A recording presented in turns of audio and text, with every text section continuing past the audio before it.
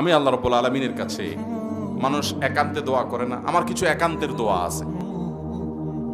তওয়াফে, হজের সময় দোয়া কবুলের জায়গাগুলোতে আল্লাহর কাছে কিছু একান্তের চাওয়া আছে। এর ভিতরে একটা চাওয়া হলো, আমি আল্লাহর কাছে প্রায় দোয়া করি, আল্লাহ ডক্টর খন্দকার আব্দুল্লাহ জাহাঙ্গীর রহমার মতো আখলাকটা আপনি আমাকে দান করেন, কারণ এটার অভাব আমার মধ্যে অনেক বেশি।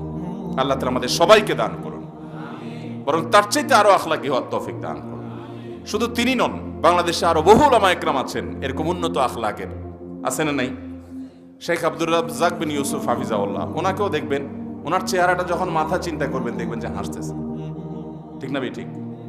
আর অনেক উলামা ইকরাম আছেন যারা দেখবেন যে সদা হাস্য, তাদের চেহারাটা আপনি কল্পনায় আনবেন, দেখবেন কি হাসছে। আপনার আশেপাশে অনেক আলেম ওলামা দেখবেন, এমনকি অনেক সাধারণ মানুষ দেখবেন তাদের মধ্যে এই গুণটা আছে না নাই? নবী আলাইহিস সালাম বলেছেন, লা তাহকিরান্না মিনাল মা'রুফি শাইআ, খবরদার কখনো কোনো ভালো কাজ, কোনো নেক কাজ, কোনো সওয়াবের কাজকে ছোট মনে করবে না। অনেক সময় দেখা যায় কোন একটা ভালো কাজ কেউ করেছে, আমরা সেটাকে খুব তুচ্ছ মনে করি, হাসাহাসি করি, যেটা একটা কাজ হলো। এমনকি আমরা তো এত জাহালাত, এত মূর্খতা এবং এত অন্ধকারের মধ্যে আজকে প্রবেশ করে গেছি যে ছোট কাজ তো পরের কথা, অনেক বড় কাজকে দেখেও আমরা অনেক সময় ছোট মনে করি, তুচ্ছ মনে করি, হাসাহাসি করি। কেউ দাড়ি রেখেছে, তার দাড়ি নিয়ে আমরা হাসাহাসি করি। কেউ বোরকা রেখে পড়েছে, পর্দা করেছে, হঠাৎ করে তাকে পর্দা করতে দেখে আমরা হাসাহাসি করি। একজন মানুষ খারাপ পথে ছিলেন, তিনি ভালো পথে ফিরে এসেছেন, আমরা অনেক সময় সেটাকে তুচ্ছ মনে করি, হাসাহাসি করি, বিদ্রূপ করি, ব্যঙ্গ করি। আছে না এই রোগটা আমাদের মধ্যে? নবী আলাইহিস সালাম বলেছেন, কোনো ভালো কাজ, এটা আর কি এমন ভালো কাজ, এটা বলে এড়ায়া যাবা না। যে কোনো নেক আমল সেটা করতে যত সহজ হোক না কেন, রাস্তায় কেউ কলা খেয়ে খোসা ফেলে গেছে, এই খোসাটার উপরে কেউ পাড়া দিয়ে ভুলে আছাড় খেয়ে পড়তে পারে, তাহলে যে এই খোসাটা ফেলে গেছে কাজটা ভালো করেছে না খারাপ করেছে? এখন এই খারাপ কাজটাকে আপনি ভালো কাজে পরিণত করতে পারেন। খোসাটাকে তুলে আপনি যথাস্থানে ফেলে দিলেন, মনে হচ্ছে এটা আর কি এমন কাজ, খুব তুচ্ছ সাধারণ একটা কাজ না? এই সাধারণ একটা কাজ আপনার আখিরাতে নাজাতের মাধ্যম হতে পারে। প্রমাণ নেবেন?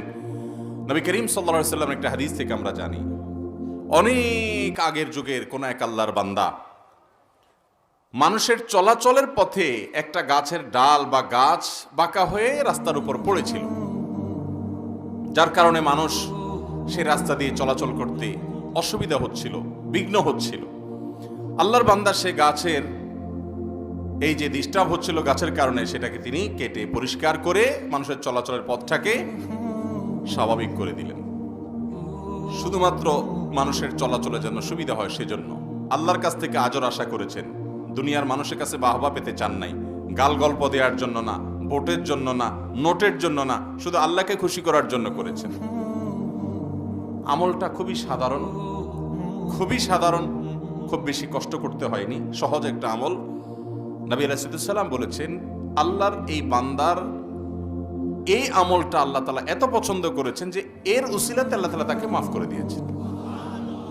অতএব রাস্তার একটা কলার খোসা যদি আমরা তুলে কোথাও ফেলে দেই, সওয়াব হবে কি হবে না বলেন? মুহতারাম হাজিরিন, এরকম ছোট ছোট অনেক কাজ আছে যেগুলো আমরা সারাদিন করতে পারি, কিন্তু আমরা খেয়াল করি না। আপনি মসজিদ থেকে বের হওয়ার সময় আপনার জুতা পাড়া দিয়ে আরেকজনের জুতার উপরে আপনি পাড়া দিয়ে চলে গেলেন, তার জুতা ময়লা হয়ে গেল, ধুলাবালি লেগে গেল, কাদা লেগে গেল, কাজটা কি ভালো হলো না খারাপ হলো? খুব বড় মাপের খারাপ কাজ হয় নাই, কিন্তু এটা এক ধরনের খারাপ কাজ। ইমানদার কোনো খারাপকে তুচ্ছ মনে করবে না, আর কোনো ভালোকেও ছোট মনে করবে, কারণ কোরআনে আল্লাহ তাআলা বলেছেন, ফামান ইয়ামাল মিসকালা যাররাতিন খায়রান ইয়ারা ওয়া মান ইয়ামাল মিসকালা যাররাতিন শাররান ইয়ারা। যাররা পরিমাণ ভালো কাজও যদি কেউ করে, আল্লাহর কাছে তার পুরস্কার পাওয়া যাবে, বৃথা যাবে না। আল্লাহর কাছে তুচ্ছ বলতে কিছু নাই। ভালো কাজ যদি অনেক সহজ হয়, সাধারণ হয়, ছোট হয়, আপনি আখিরাতের পুরস্কার দেখতে পাবেন। আবার মন্দ কাজও একই কথা, যে যারা পরিমাণও যদি মন্দ কাজ করেন তার তিরস্কার আপনাকে দেখতে হবে। মুহতারাম হাজরিন, দুনিয়াতে আমাদের কাছে এগুলো ছোট মনে হতে পারে, আখিরাতে যখন আমরা দেখব যে একজন জান্নাতীর সাথে আরেকজন জান্নাতীর শুধুমাত্র সকল আমলে মিজানের পাল্লায় সমান সমান হয়েছে, উনি যত ভালো কাজ করেছেন ইনিও তত ভালো কাজ করেছেন, একেবারে লেভেল বরাবর। শুধুমাত্র একবার সুবহানাল্লাহ বেশি বলেছেন একজন, একবার সুবহানাল্লাহ বলতে কত 1 সেকেন্ড সময় তো লাগে না, এই আমলটা একবার বেশি আছে তার, সব মিলিয়ে টিকেছে। এইটুকুর কারণে এই দুই জান্নাতের মধ্যে যত পার্থক্য হবে, শুধুমাত্র এই পার্থক্যের কারণে যার একবার সুবহানাল্লাহ কম হবে, এই আল্লাহর বান্দার আফসোসের কোনো শেষ থাকবে না আখিরাতে, ইস আমি কেন ওই একবার সুবহানাল্লাহ পড়ে তার সমান হতে পারলাম না। আল্লাহ তাআলা আমাদের সবাইকে আমাদের জীবনের প্রতিটি নেক আমলকে খুঁটে খুঁটে করার তৌফিক দান।